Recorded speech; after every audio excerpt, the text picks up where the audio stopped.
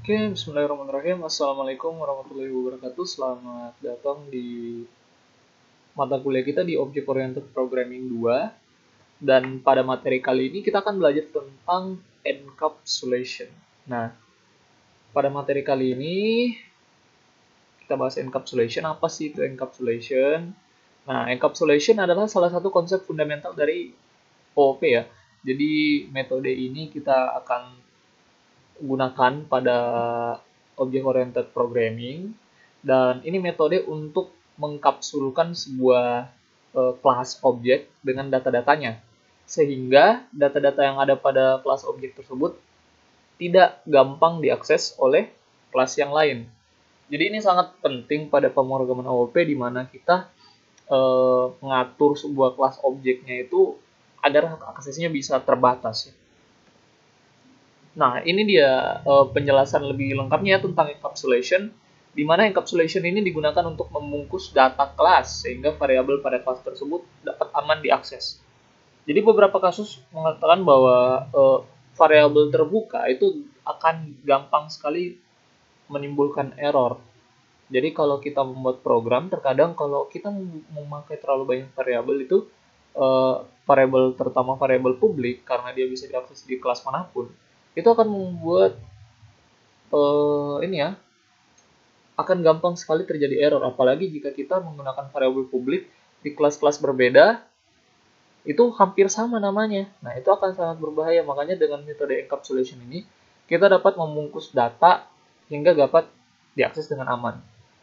Nah, ini dia mengapa butuh encapsulation ya. Encapsulation dipakai untuk mengamankan data, juga untuk membatasi modifikasi variabel. Jadi variabel itu agar tidak mudah termodifikasi, jadi kita melakukan teknik encapsulation ini. Nah, inilah yang konsep fundamental dari OOP juga. Salah satunya adalah encapsulation. Nah, konsepnya adalah data hiding. Jadi encapsulation ini tidak memperlihatkan data secara langsung. Itulah konsepnya. Nah, ini encapsulation konsepnya, yaitu membungkus variabel, metode, fungsi, dan juga membatasi apa saja yang dapat diakses pada kelas. Jadi kita tidak bisa mengakses kelas-kelas tertentu pada kita tidak bisa mengakses metode-metode atau variabel tertentu pada kelas ya, nggak seenak jidat begitu ya. Nah, ini salah satu contoh gambar dari konsep encapsulation, di mana kelas ini akan dibungkus ya seperti layaknya kapsul, makanya kita sebut namanya encapsulation. Nah, di sini kapsulnya akan menutup variabel dan juga metode. Jadi metode-metode dan variabel apa saja yang bisa kita lihat, itu saja yang kita keluarkan. Kalau yang kita mau sembunyikan, kita sembunyikan. Jadi untuk saat kita mulai mengakses sebuah kelas, kita tidak melihat seluruh bagian dari kelas itu. Jadi seperti itu konsep dari encapsulation sendiri. Oke, cara enkapsulasi bagaimana? Caranya adalah dengan membuat metode dan fungsi set atau get dalam mengelola data. Jadi saat pengelolaan data atau modifikasi data, kita membuat metode dan fungsinya. Nah, namanya itu set dan get ya. Set menggunakan metode dan get menggunakan fungsi. Ini dia fungsinya. Pentingnya adalah set kita akan menggunakan metode nanti, dan juga get kita akan menggunakan fungsi.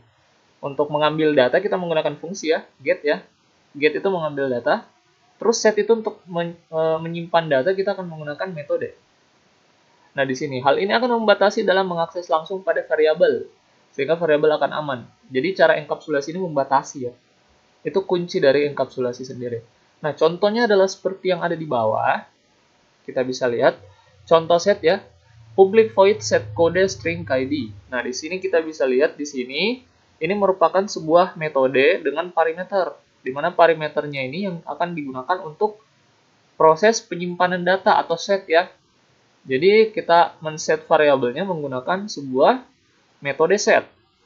Terus selanjutnya di sini di sebelah kita bisa lihat di sini public string get kode, return this kode barang. Jadi ini gunanya fungsi untuk mengambil data pada variabelnya. Nah, di sini ada bisa lihat ya, return this titik kode barang. Berarti dia mengambil data kode barang. Nah, itu contoh cara enkapsulasi. Selanjutnya untuk coding lengkapnya bisa seperti ini. Bisa dilihat di sini public class barang, di mana public class barang ini kita mempunyai private string kode barang. Nah, ini merupakan data yang kita olah ya. Jadi salah satu hal yang penting di dalam sebuah enkapsulasi yaitu bagian sini ya, variabelnya. Deklarasi variabelnya kita akan menggunakan scope private.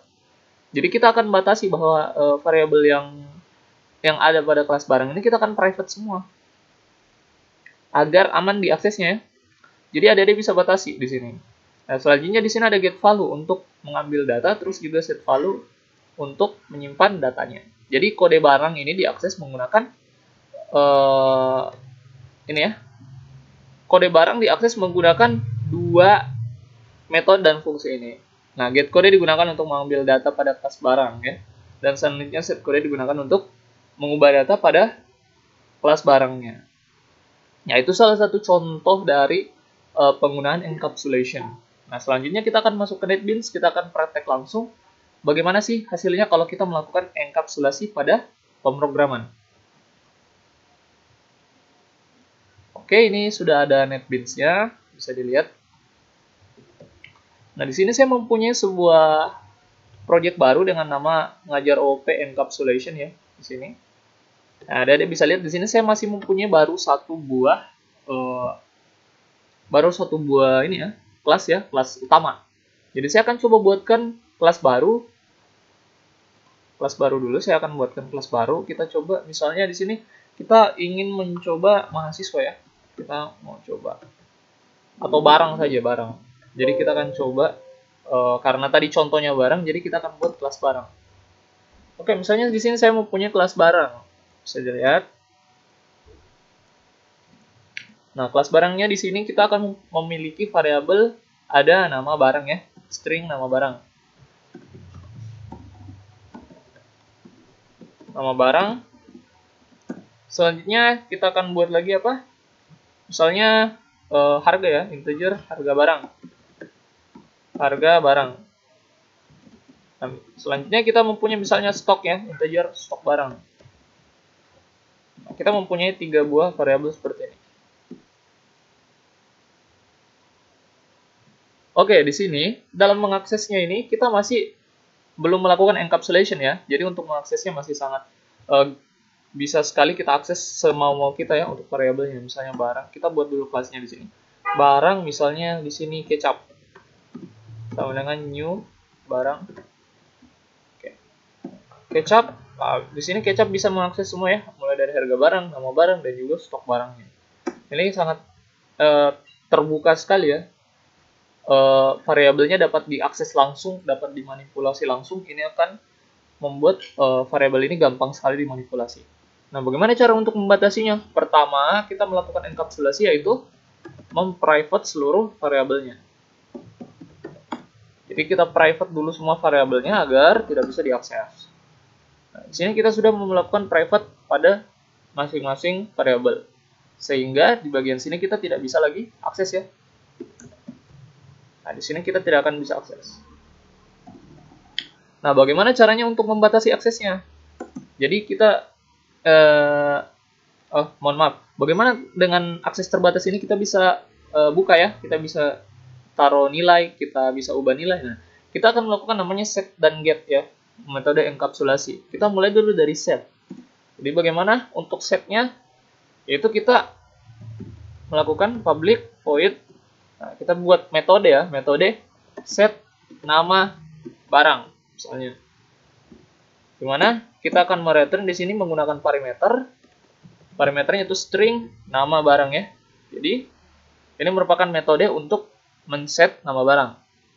Nah, terus selanjutnya saya akan men-set variabelnya sesuai dengan parameter yang pada ada metodenya. Jadi di sini nama barang ini akan kita set dengan parameter di sini.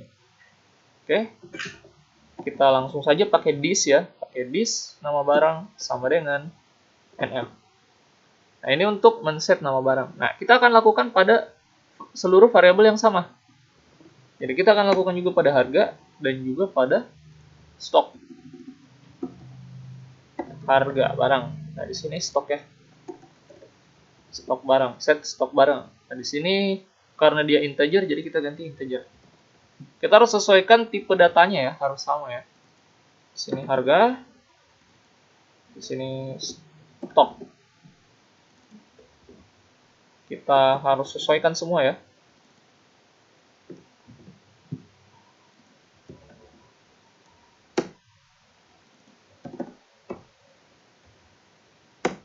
Oke.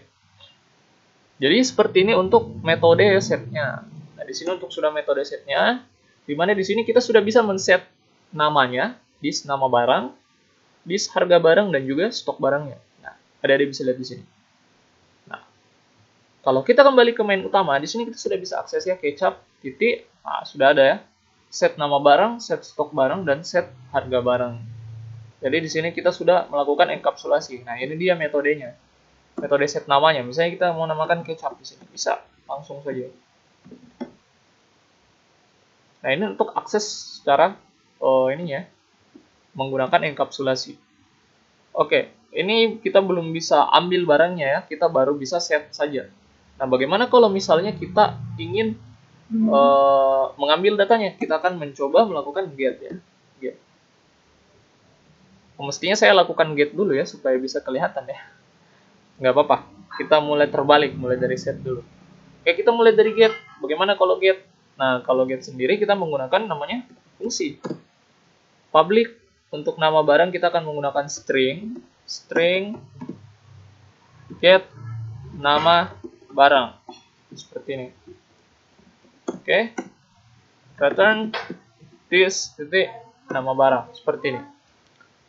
Jadi untuk metode get-nya sendiri, maaf, fungsi untuk mengambil nama barangnya sendiri kita akan menggunakan public string ya, public string get nama barang. Terus kita akan mengembalikan nama barangnya seperti ini. Kita akan mengambil variabelnya sebagai string. Oke, bagaimana kalau misalnya untuk mengambilnya? Atau bisa juga kalau misalnya langsung saja ya. Misalnya di sini kita akan coba system titik out titik print line seperti ini. Terus juga di sini kita akan coba print line kecap titik get nama barang seperti ini. Nah, berarti nama barangnya sudah bisa kita ambil. Nah, maka akan terprint ya kecap seperti itu. Oke, itu tadi untuk satu saja ya nama barangnya. Kita akan set semuanya ya. Kita akan lakukan ke seluruh variabel yang ada. Oke, untuk set nama barang kita akan menggunakan juga di harga, get harga, dan juga get stock. Oke, di sini kita akan ganti dis titik harga barang variabelnya dan dis titik get stock barang. Ya, seperti ini. Mohon maaf. Dis titik stok barang. Ada apa ini? Oh, integer ya. Harus ganti integer. Mohon maaf. Jadi kita menggunakan integer karena di sini integer, jadi kita mengembalikan integernya. Kenapa ini? Oh iya, salah di sini. Kita mengembalikan variabelnya. Oke, inilah metode untuk set dan get-nya ya. Kita coba jalankan. Bisa tidak ya? Kita coba untuk seluruh variabel. Misalnya set kecap titik set harga barang, harganya misalnya jadi 10.000 ya. Terus kecap titik set stok barang, stoknya misalnya 6. Terus kita akan coba print ya semuanya. Oke. Kecap titik kita coba harganya. Oh, mohon maaf. Harganya.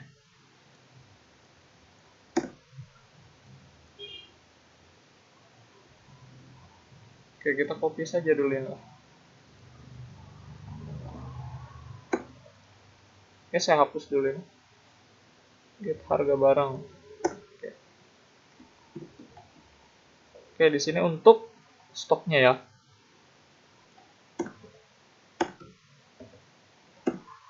Oke. Wah, kok set? Kita ambilnya get stok barang. Jadi kita sudah mengambil seluruh get-nya ya. Coba play. Ya sama ya, kecap 10.000 dan juga 6 di sini. Nah, ini untuk enkapsulasinya sendiri, melakukannya seperti ini ya. Bisa dilihat di sini metode enkapsulasinya ada set dan juga get.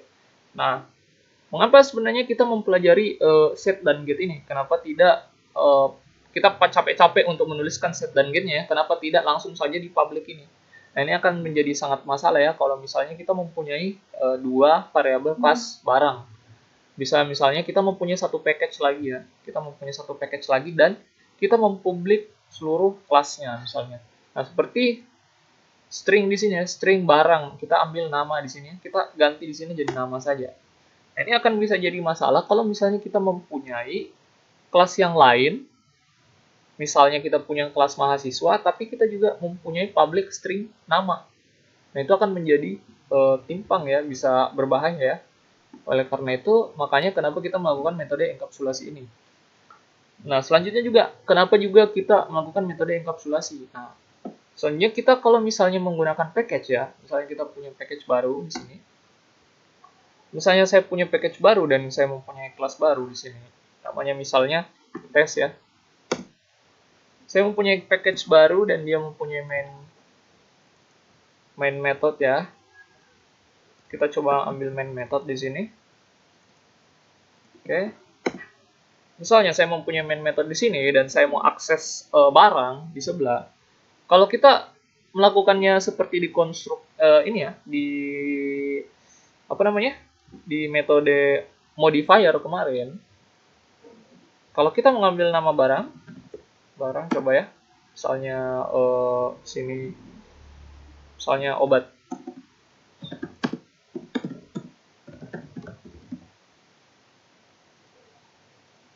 Nah, kalau kemarin kita tidak public semua, maka itu akan susah untuk mengambil ininya ya, variabelnya ya. Cuma dengan metode enkapsulasi di sini kita bisa langsung set dan get harganya secara gampang di sini. Jadi kalian bisa akses harga dan juga namanya secara langsung. Beda dengan tadi kalau kemarin kalau kita di bagian sini ya, di modifier ya. Kita kemarin buka dulu codingnya. Modifier tuh. Nah, di bagian tes Java di sini. Nah, ini untuk get umurnya ya. Nah, ini sudah saya ambilkan. Mohon maaf. Nah, di bagian sini ada bisa lihat.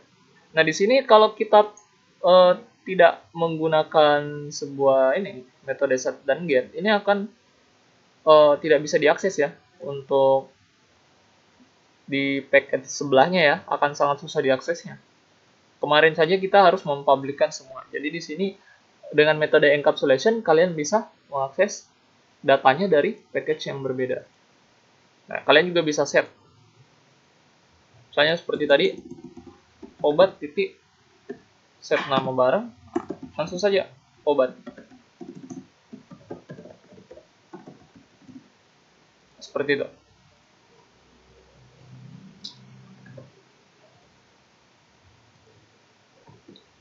Oke, itu tadi materi tentang encapsulation. Jadi ini ya harus di private ya bagian sini variabelnya supaya aman untuk diakses. Meskipun terkadang ini menjadi pilihan juga, terkadang metode enkapsulasi bisa digunakan, kadang juga tidak, tapi ini salah satu konsep yang kita gunakan di object oriented programming untuk membatasi akses-akses pada metode tertentu. Nah, salah satunya kalau kita bikin game juga ya. Kalau kita bikin coding game, terkadang itu banyak yang kita perhatikan, terutama variabel dan juga fungsi. Karena kenapa? Bagian untuk pemrograman gaming itu biasanya kita bisa dihack ya. Tahu sendiri kalau misalnya pemrograman game itu bisa jadi ada kecurangan-kecurangan pada player ya. Dia bisa modifikasi variabel-variabel value-nya. Nah, dengan menggunakan metode ini bisa lebih mengamankan variabel-variabel yang kita gunakan. Seperti itu. Oke, pertanyaan silahkan ajukan di kolom komentar jika ada, atau juga di grup chat kita, silakan ya. Selanjutnya, terima kasih telah mengikuti mata kuliah ini. Saya harapkan apa yang saya jelaskan bisa dipahami dan juga dimengerti. Mohon maaf jika ada salah kata dan kurang dari saya. Assalamualaikum warahmatullahi wabarakatuh. Kita akan ketemu di materi selanjutnya.